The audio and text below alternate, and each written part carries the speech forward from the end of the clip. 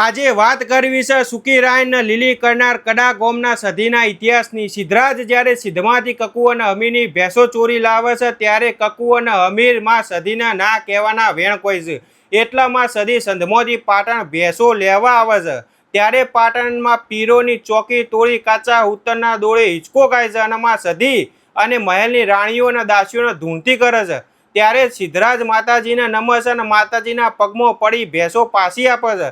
ત્યારે માને પાટણમાં બેસણા કરવા વિનંતી કરે છે એટલા માતાજી રાણકી વાવે બેસણા કરે છે અને ત્યારે વીરભદ્ર રાવણને ખબર પડે કે માતાજી સિદ્ધમાંથી રિસાઈને પાટણ આવ્યા છે એટલા માની ભક્તિ કરીને માતાજીને પ્રસન્ન કરી તેમને પોતાની સાથે ગામ આવવા અરજી કરે છે। ત્યારે માતાજી કહે છે કે તું આગળ આગળ ચાલુ પાછળ પાછળ આવું છું પણ પાછું ફરીને જોતો નહીં કે ચોય બેસતો નહીં, એની મરજી હોય એ થાય ભાઈ। વીરભદ્ર રાવણ આગળ જતા એક સુકારાયના ઝાડ નીચે ચલમ પીવા ઊભા રહે છે અને ઊંઘ આવી જાય છે।